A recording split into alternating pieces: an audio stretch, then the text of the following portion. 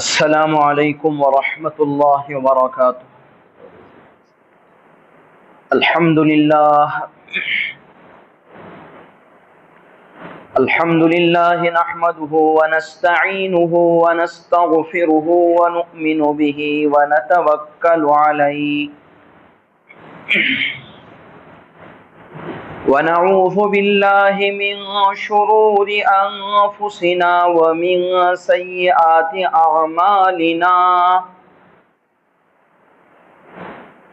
ونعوذ باللہ من شرور انفسنا ومن سیئات اعمالنا من يهده الله فلا مضل له ومن يضلله فلا هادي له ونشهد أن لا إله إلا الله وحده لا شريك له ونشهد أن سيدنا وسندنا وطبيبنا وحبيبنا ومولانا محمدا عبده ورسوله أما بعد فقد قال الله تبارك وتعالى في كلامه المجيد والفرقان الحميد أعوذ بالله من الشيطان الرجيم بسم الله الرحمن الرحيم وأنذر عشيرتك الأقربين آمنت بالله صدق الله مولانا العظيم وصدق رسوله النبي الكريم ونحن على ذلك من الشاهدين والشاكرين والحمد لله رب العالمين اللهم صل على محمد وعلى آل محمد وبارك وسلم۔ قابل قدر بزرگان محترم، برادران عزیز، آپ حضرات کے سامنے کئی جمعے سے جناب محمد رسول اللہ صلی اللہ علیہ وسلم کی سیرت طیبہ بیان ہو رہی ہے۔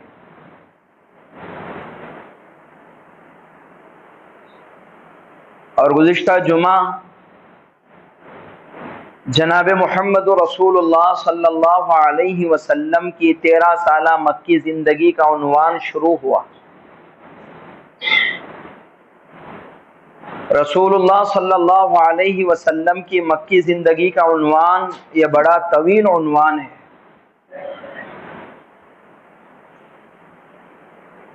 جس میں اللہ کے رسول صلی اللہ علیہ وسلم کو نبوت ملنا، آپ کی تبلیغ کا آغاز، رسول اللہ کی قربانیاں، صحابہ کی قربانیاں، اور طرح طرح کی آزمائشیں اور عجیب و غریب ایمانی واقعات، یہ تمام باتیں ہیں جس کے احاطے کے لیے ایک بڑا وقت درکار ہے۔ بزرگان محترم،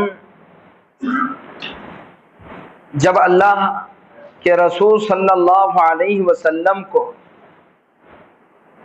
40 پر 3 سال کی عمر میں حکم ہوا وَأَنذِرْ عَشِيرَتَكَ الْأَقْرَبِينَ، اے پیغمبر صلی اللہ علیہ وسلم آپ اپنے رشتہ داروں کو ڈرائیے، ان میں تبلیغ کا آغاز کیجئے، توحید کی تعلیم دیجئے۔ تو اللہ کے رسول صلی اللہ علیہ وسلم فاران کی چوٹی پر کھڑے ہو کر قریش کو جمع کر کے جب اعلان توحید کیا تو ان لوگوں نے اللہ کے رسول صلی اللہ علیہ وسلم کے ساتھ بہت برا سلوک کیا، جس کا ذکر پچھلے جمعہ آ چکا ہے۔ جب مکہ مکرمہ میں کھلے عام تبلیغ کے کام کرنے پر حالات آئے، رسول اللہ صلی اللہ علیہ وسلم مصیبت کا سامنا کرنے لگے۔ اس کے بعد اللہ کے رسول صلی اللہ علیہ وسلم اسی تبلیغ کے کام کو دار ارقم میں شروع کیا۔ دار ارقم میں محنت ہوتی رہی، دعوت و تبلیغ کا کام ہوتا رہا، لوگ آتے ایمان قبول کرتے، اللہ کے رسول صلی اللہ علیہ وسلم کی باتوں کو سنتے۔ رسول اللہ صلی اللہ علیہ وسلم کی مکی زندگی کے اندر 114 لوگوں نے ایمان قبول کیا ہے۔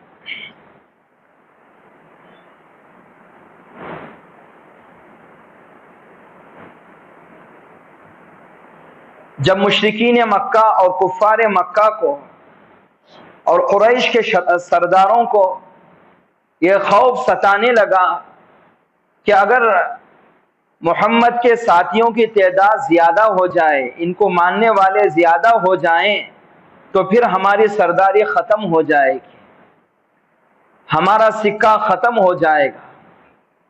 تو ان لوگوں نے دار الندوہ میں ایک اجتماع کیا، جس دار الندوہ کے اندر مشرکین مکہ جمع ہو گئے، قریش کے سردار جمع ہو گئے، دشمن خدا اور دشمن رسول جمع ہو گئے، اور ان لوگوں نے کہا کہ ہم اپنی سرداری باقی رکھنا چاہتے ہیں تو محمد کا راستہ روکنا پڑے گا۔ اگر محمد کو نہیں روکو گے تو پھر ان کی تعداد بڑھ جائے گی، اور اتنی بڑھ جائے گی، اتنی بڑھ جائے گی، ایک وقت آئے گا پھر ہماری سرداری ختم ہو جائے گی، سب محمد کو سردار ماننے لگ جائیں گے، محمد کا سکہ چل پڑے گا۔ تو اب انہیں خوف ستانا شروع ہو گیا، یہ لوگ جمع ہو گئے۔ ان میں ایک بوڑھا شخص تھا، ملعون مردود بدبخت، جس کا نام عقبہ بن ابی معیط تھا، بوڑھا تھا۔ اس نے کہا راستہ روکنے کی کوئی بات نہیں، اب بات ہے محمد کو قتل کرنے کی۔ نعوذ باللہ، جب تک تم محمد کو قتل نہیں کرو گے تب تک تم آرام سے نہیں بیٹھ پاؤ گے۔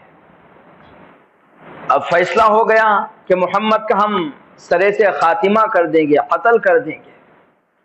لیکن اب کسی کو ہمت نہیں تھی کہ رسول اللہ صلی اللہ علیہ وسلم کو کون قتل کرے۔ اب وہاں پر پوچھنے والے نے پوچھا کہ بھائی طے تو ہو گیا ہے، اب اس کام کو انجام تک کون پہنچائے گا؟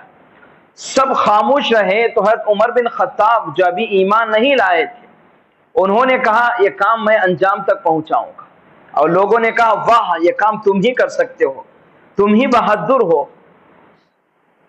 جب دوسرا دن آیا، تاریخ الخلفاء صفحہ نمبر 113 اور طبقات ابن سعد جلد نمبر 3 کے اندر حضرت عمر فاروق رضی اللہ عنہ کا یہ مفصل واقعہ لکھا گیا ہے۔ جب دوسرا دن آیا، حضرت عمر بن خطاب رضی اللہ عنہ رسول اللہ صلی اللہ علیہ وسلم کے قتل کی فکر لے کر وہ چلتے رہے۔ علی اختلافی روایہ راستے میں ابو نعیم ملے، بعضوں نے لکھا ہے حضرت سعد بن ابی وقاص رضی اللہ عنہ ملے۔ انہوں نے پوچھا اے عمر کیا ارادہ ہے، کہاں جا رہے ہو، جلدی میں ہو؟ حضرت سعد بن ابی وقاص کے پوچھنے پر حضرت عمر نے کہا کہ میں محمد کا سر قلم کرنے جا رہا ہوں۔ سعد بن ابی وقاص نے کہا ارے ان کے خاندان سے اب کیسے مطمئن ہو گئے، قصاص اور بدلے میں وہ تم کو قتل کر دیں گے۔ جب حضرت عمر نے حضرت سعد کی یہ بات سنی تو کہا معلوم ہوتا ہے کہ تیرے دل میں بھی ایمان گھر کر گیا ہے، ورنہ تو ایسی باتیں نہ کہتا، مجھے نہیں ڈراتا۔ اب آپس میں جنگ شروع ہونے والی ہی تھی، دونوں نے تلواریں اٹھا لی تھی۔ حضرت سعد بن ابی وقاص رضی اللہ عنہ کہنے لگے محمد کو بعد میں قتل کرنا، پہلے جا اپنے گھر کی تو خبر لے لے، تیری بہن اور بہن بھی دونوں مسلمان ہو چکے ہیں۔ اب حضرت عمر رضی اللہ عنہ کو پہلے سے زیادہ غصہ آیا کہ میں تو محمد کو قتل کرنے کے لیے نکل پڑا ہوں، یہاں میرے گھر میں ہی ایسا مسئلہ ہے۔ اب سیدھے آئے، گھر کی کباڑوں کو پیٹا، اندر قرآن پاک کی تلاوت ہو رہی تھی، سورہ طٰہٰ کی تلاوت ہو رہی تھی، اور حضرت خباب رضی اللہ عنہ ان کے معلم تھے۔ حضرت عمر رضی اللہ عنہ نے جب کیوار پڑا، قرآن کو پاک کو چھپانے کی کوشش کی اور معلم چھپ گئے، حضرت عمر فاروق رضی اللہ عنہ داخل ہوئے اور پوچھا کیا کر رہے تھے؟ بہنوی حضرت سعید بن زید رضی اللہ عنہ کیا ہم بات چیت کر رہے تھے۔ حضرت عمر نے کہا کیا تم نے اپنے دھرم کو چھوڑ کر کسی اور مذہب کو قبول کر لیا ہے؟ حضرت سعید بن زید رضی اللہ عنہ نے کہا کہ ہاں اگر وہ حق ہو تو ہم قبول کر لیں گے۔ حضرت عمر فاروق رضی اللہ عنہ کو غصہ آیا اور پیٹنا شروع کر دیا۔ بہن نے چھڑانے کی کوشش کی تو بہن کو بھی پیٹا۔ بہن حضرت فاطمہ کہنے لگی کہ اگر تیری رگوں میں خطاب کا خون دوڑ رہا ہے تو میری رگوں میں بھی خطاب کا خون دوڑ رہا ہے۔ آنکھوں سے آنکھیں ملا کر کہنے لگی تو جو چاہے کر لے، تو مار کر تھک سکتا ہے لیکن میں محمد کا کلمہ پڑھتے ہرگز نہیں تھک سکتی۔ حضرت عمر فاروق رضی اللہ عنہ بیان کرتے ہیں یہ پہلا موقع تھا کہ بہن آنکھ میں آنکھ ملا کر بات کی ہے۔ دیکھیں دراصل یہ ایمانی طاقت تھی، جن کے قلوب میں جس درجے ایمان سرایت کر جاتا ہے، حالات کیسے بھی کیوں نہ ہو وہ اس کا ایمان ڈگمگاتا نہیں ہے۔ یہی وجہ ہے اللہ تعالیٰ سے دعا کرتی رہے، ہمیشہ یہ دعا کرنی چاہیے، اللہم مصرف القلوب صرف قلوبنا علی طاعتک یا مقلب القلوب ثبت قلبی علی دینک۔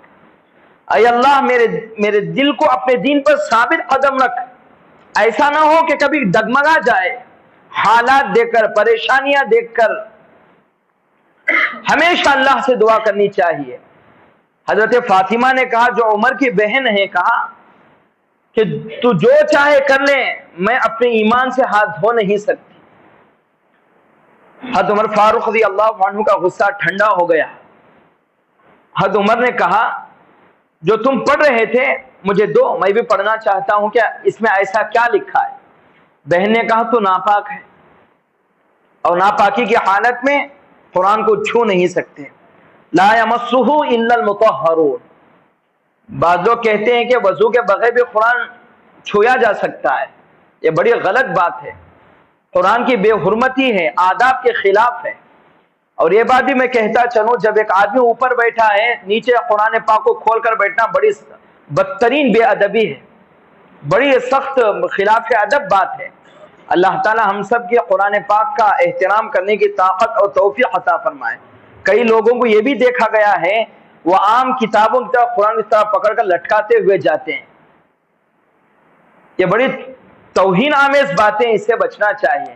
اور بعض لوگوں کو یہ بھی دیکھا گیا کہ زمین پر رکھ کر قرآن پڑھتے ہیں، اس سے بڑھ کر بے ادبی ہو سکتی ہے۔ قرآن پاک کے ادب سے متعلق ایسے کتابوں کے اندر واقعات پڑھے ہیں، اگر آپ اس کو سنو گے تو حیران ہو جاؤ گے۔ یہ وہ واقعات بیان کرنے کا موقع نہیں ہے۔ بہرحال حضرت عمر فاروق رضی اللہ عنہ غسل کر کے جب قرآن پاک کو پڑھنا شروع کیا اور سورہ طٰہٰ پڑھنا شروع کی، اور اننی انا اللہ لا الہ الا انا فاعبدنی واقم الصلاۃ لذکری تک پڑھا، آپ کی حالت اور کیفیت بدل گئی تھی۔ حضرت عمر فاروق رضی اللہ عنہ نے کہا کہ مجھے محمد کے پاس لے چلیے۔ حضرت خباب آ کر وہ اپنی رودات سنائے، واقعہ طویل ہے، آپ نے کئی مرتبہ اس کو سنا ہے۔ حضرت عمر فاروق رضی اللہ عنہ حضور پاک صلی اللہ علیہ وسلم کے سامنے چل رہے تھے، صحابہ بیٹھے ہیں، حضرت حمزہ بیٹھے ہیں۔ صحابہ نے دیکھا، اللہ کے رسول صلی اللہ علیہ وسلم سے کہنے لگے یا رسول اللہ آپ حکم دیں ہم اس کا سر قلم کر دیں گے۔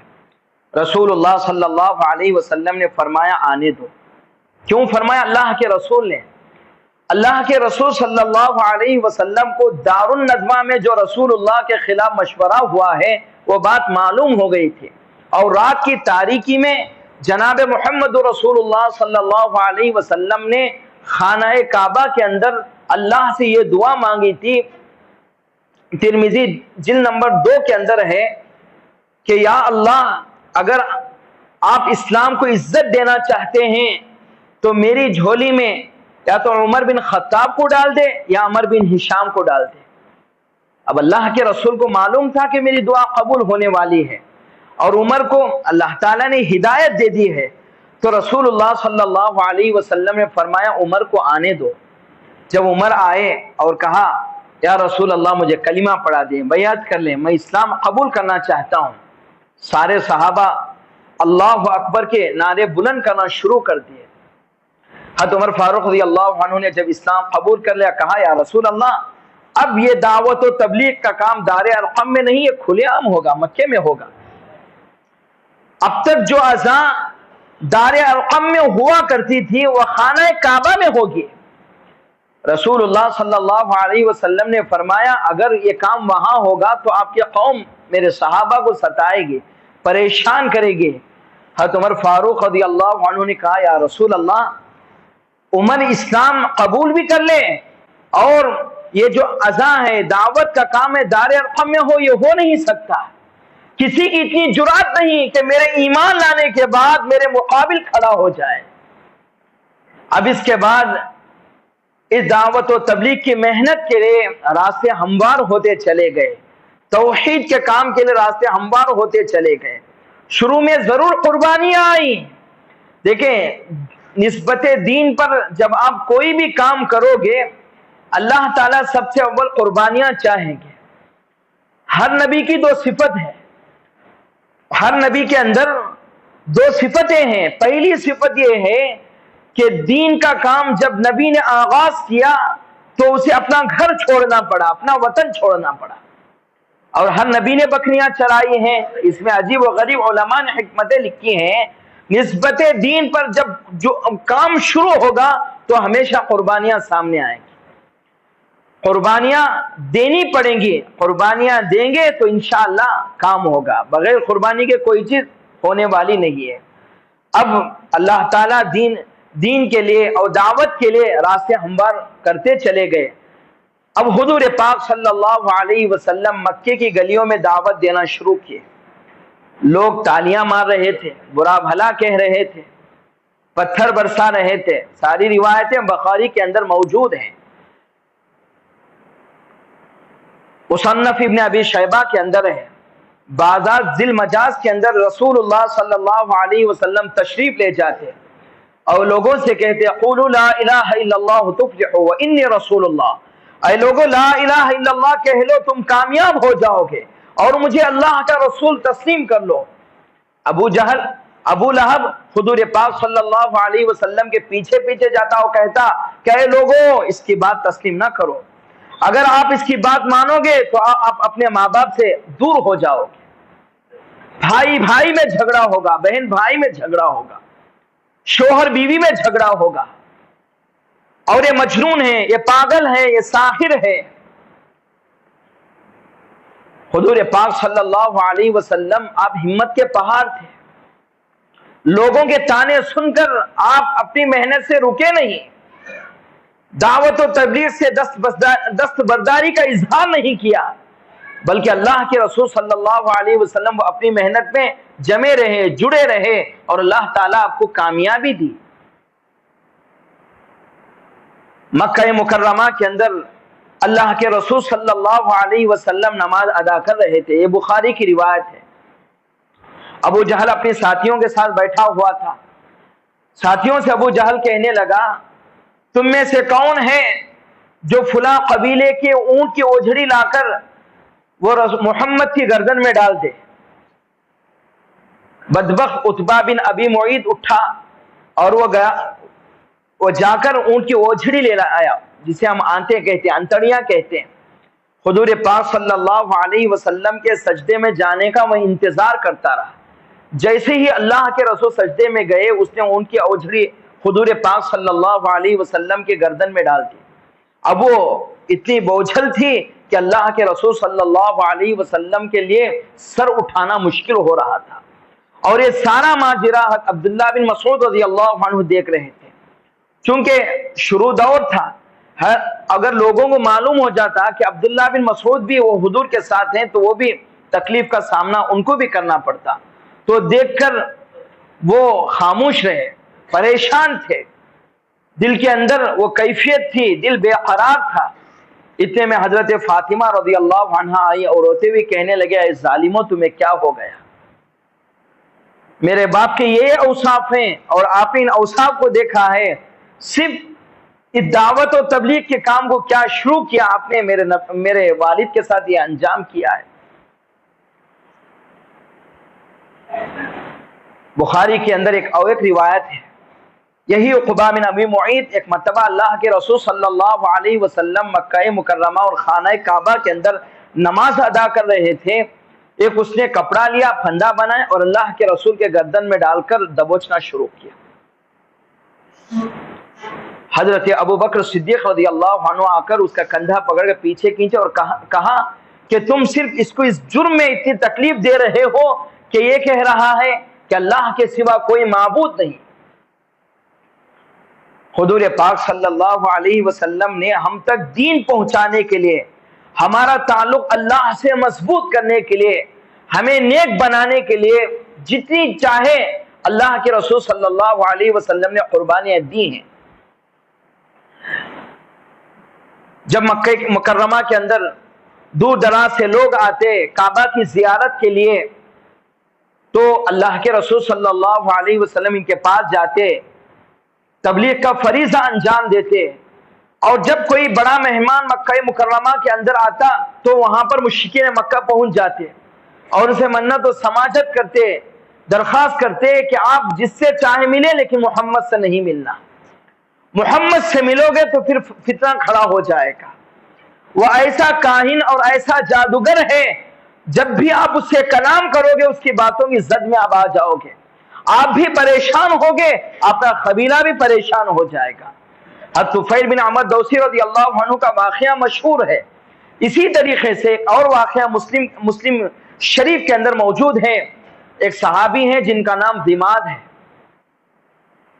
اسلام سے قبل یہ عامل تھے، جھاڑ پھونک کرنے والے تھے، جسے جادو ہو جاتا یا کوئی مجنون ہوتا، پاگل ہوتا، دیوانہ ہوتا، یہ صحابی اس کا علاج کرتے۔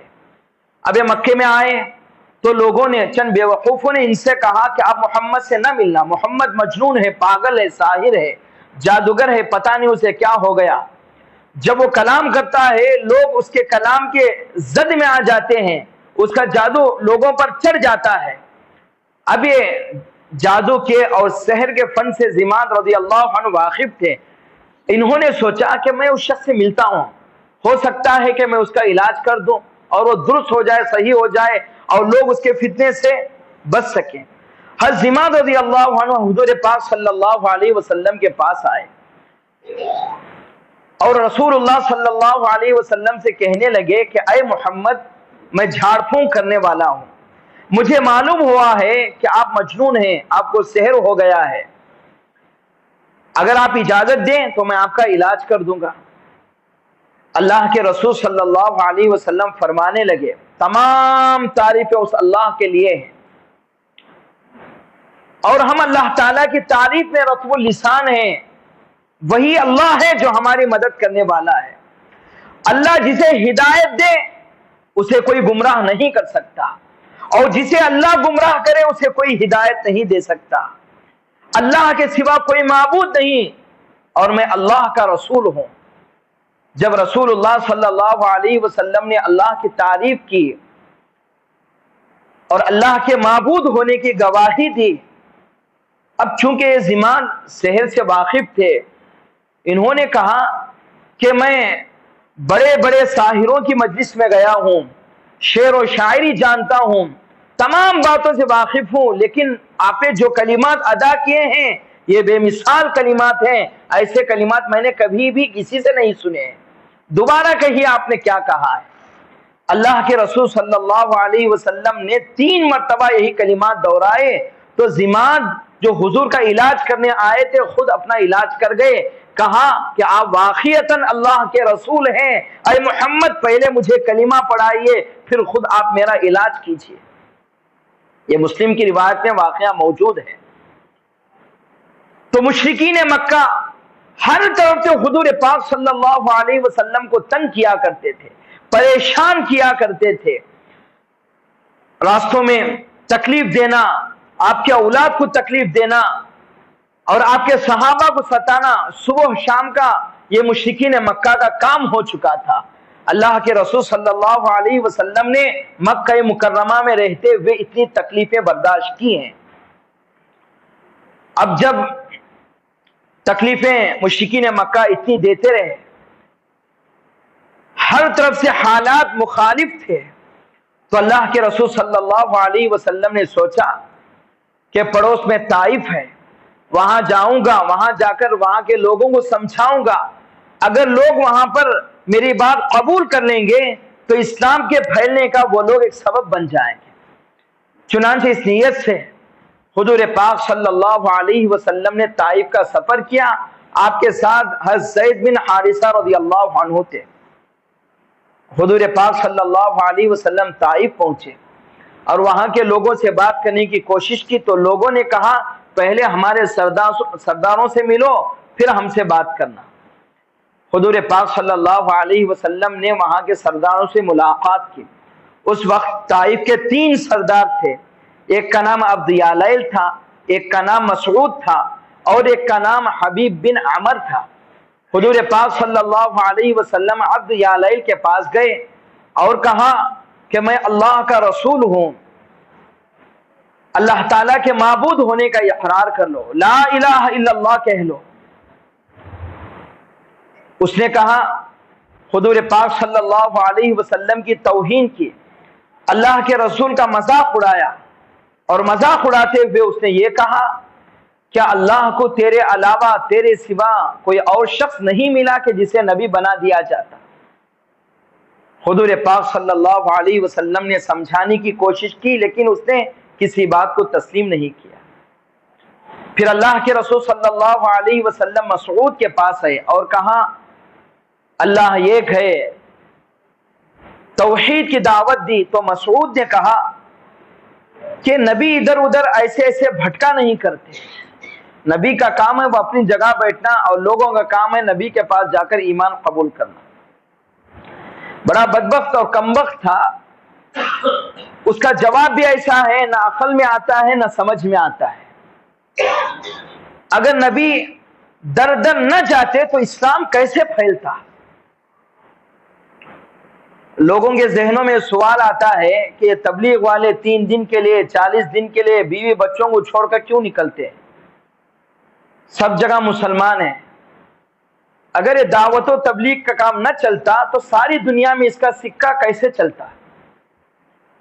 دیہاتوں کی حالت جا کر دیکھیں گے تب پتا چلے گا ان تبلیغ والوں نے وہاں کیا کام کیا ہے اور کتنے کام کی وہاں ضرورت ہے۔